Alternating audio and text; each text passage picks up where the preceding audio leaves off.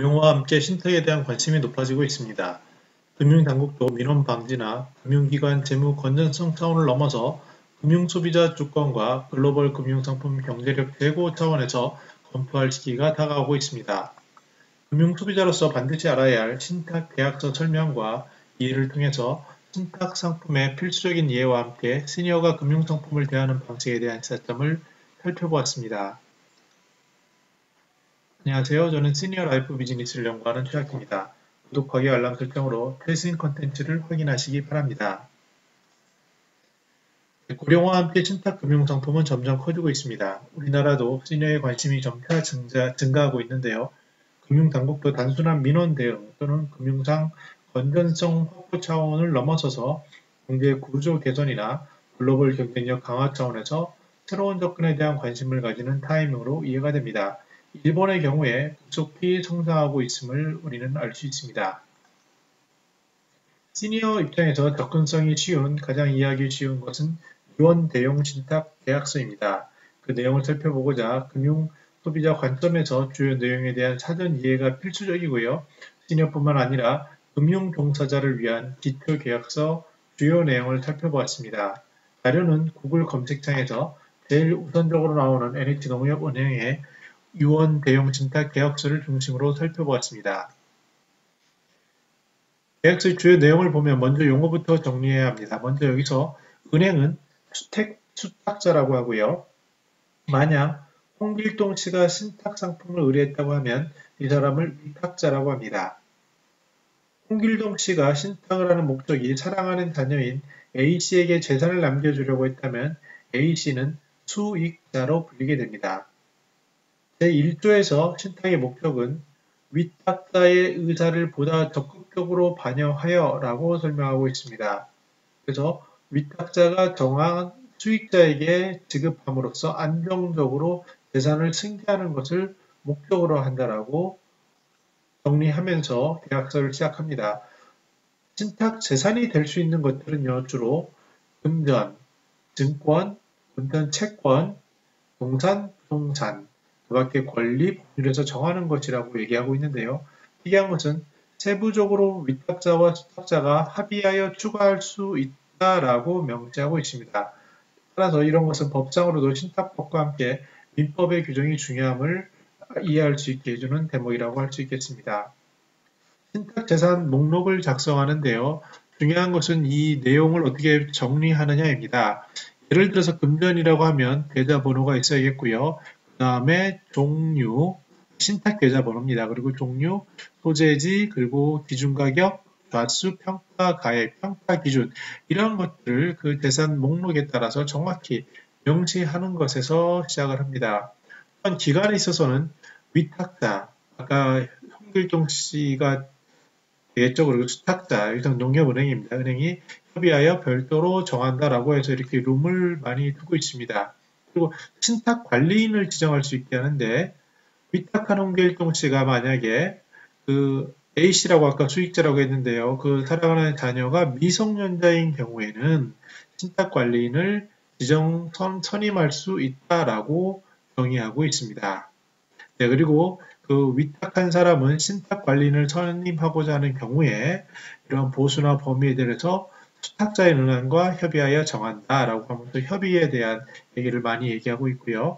유언서 보관 및 유행 집행 서비스도 제공을 의뢰할 수 있다라고 함으로써 룸을 많이 열어두고 있습니다.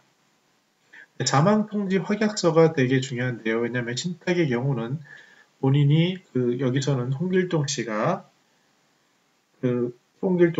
사망이 되는 시점에 그 관리를 수탁을 받은 은행에서 A씨에 대해 그 재산을 관리해주는 그런 모델이기 때문에 사망을 어떻게 했느냐에 대한 것이 되게 중요합니다. 그래서 사망 통지 대상자에서는 홍길동 씨가 되겠죠. 그 사람의 중요한 것은 주소, 성명, 그리고 주민번호 또는 요새는 이제 생년월일까지 이렇게 하죠. 그리고 연락처, 특히 전화번호 이렇게가 굉장히 중요한 핵심값이 됩니다. 그리고 이제 사망 통지인은 누가 되는지, 누가 통지해야 되는지 그 사람에 대한 이런 정보를 적게 하는 것이 되게 중요합니다. 그리고 그 다음에 그럼 수익자는 아까는 제가 A씨라 그랬는데요. 만약에 A씨에 대해서 어떤 문제가 발생했을 경우에 어떻게 할 것이냐에 대해서 연속 수익자라는 개념으로 그 사람의 성명, 그리고 생년월일이나 번호, 연락처, 주소, 그리고 관계 이런 것들을 기재합니다. 그리고 지급 방법에 대해서도 연속 수익자에게 균등하게 줄 건지 아니면 다른 방식으로 줄 건지 등을 정의해 두곤 합니다. 네, 그리고 신탁 이익에 대한 계산하고 지급 방법은요, 계약서에서 별도로 정하게 하고요, 운용 내역을 수탁받은 은행은 결과를 통보해줘야 합니다. 예를 들어서 우리가 펀드를 들었다고 한다면 거기에 대한 내역을 주는 것과 비슷합니다. 그리고 만약에 신탁 원본과 이익의 보존에 대해서는요, 수탁자 은행은 책임을 지지 않는다라고 당연히 그렇게 명시를 하고요. 손익에 대해서도 모두 이익과 손실은 수익자에게 귀속이 되고, 그러면 이 위탁자인 그 수탁자인 은행은 수수료를 받는 것으로 정의를 합니다. 그리고 신탁 재산에 대해서는 표시를 정확히 해야 할 것을 명시하고 있습니다. 신탁 보수가 바로 은행에서 받는 수수료가 되는데요. 위탁자, 홍길동씨와 수탁자, 은행이 합의하여 별도로 정할 수 있다. 서로 이제 의견을 같이 해야 된다는 뜻이 합의가 되겠습니다. 그래서 정할 수 있다라고 되고요. 어떤 조세나 비용에 대해서는 어떠한 이 부분은 발생하는 비용은 신탁재산에서 차감하거나 수익자에게 따로 청구할 수 있다라고 함으로써 그 수탁자인 은행에서는 그 책임을 덜할 수 있는 이런 규정을 두고 있습니다.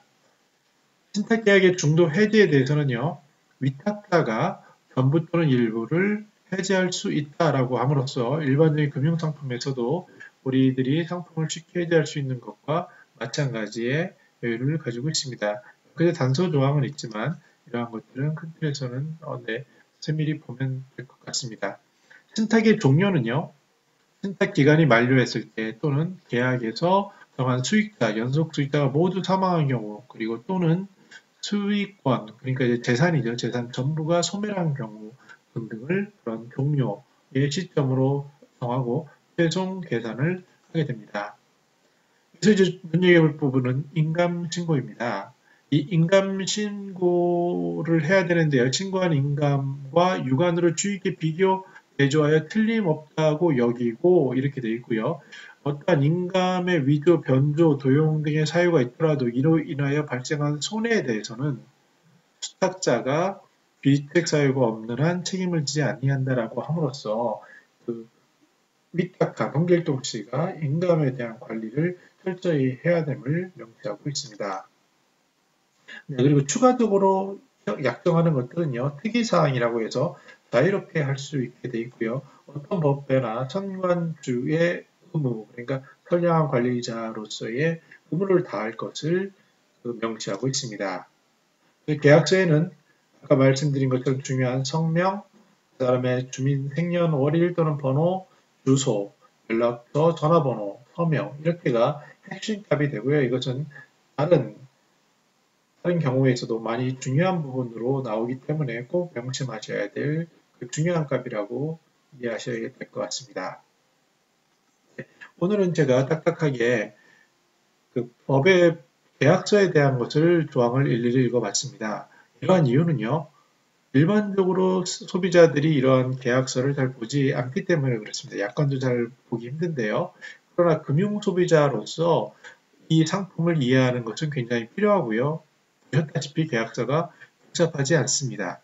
그 신탁이라는 것은 어떤 상호 협의, 합의에 의해서 어떤 재산에 대한 관리를 하는 그런 민법상의 그 제도에 금융제도가 더해진 것이기 때문에 이러한 계약서를 정확히 읽는 것은 어떤 상품을 이해하는 기본이라고 할 수 있겠습니다. 또한 사업을 추진하는 관점에서도 법과 제도가 상당히 중요합니다. 예를 들어서 신탁 사업을 하기 위해서는 현재는 증권사, 은행사, 보험사에서 가능하고요. 판매하는 경우는 이런 기관에 소속된 종업원들이 가능하다고 되어 있습니다. 이러한 것은 정부에서 금융을 규제할 수 있는 금융위원회나 금감원이나 이런 데서 할 수 있는 여지가 많이 있고요. 그때 따라서 어떠한 제한이 가해질 수 있기 때문에 사업을 추진하는 관점에서는 가장 먼저 법령을 펼쳐들고 법과 제도를 충분히 이해하는 것이 중요하다라고 할 수 있습니다. 네, 시니어 삶에 있어서 법이 이렇게 금융에 있어서 법과 계약서 같은 것이 중요할 경우들이 몇 번 있습니다. 그런데 이런 경우에는요, 말이 어렵다 할지라도 금융상품의 계약서를 여유를 가지고 꼼꼼히 읽는 습관을 들이시기 바라고요. 특히 요새 이제 이런 금융을 판매하는 종사자들의 경우에는 상당히 상세하게 또 법적으로 규정이 돼 있어서요, 꼭 알려줄 부분을 알려주게 되어 있습니다. 그래서 모르는 것은 모른다고 하고 정확히 이해하는 습관을 들이시기 바랍니다. 저는 더 나은 시니어 삶 공동체를 연구합니다. 감사합니다.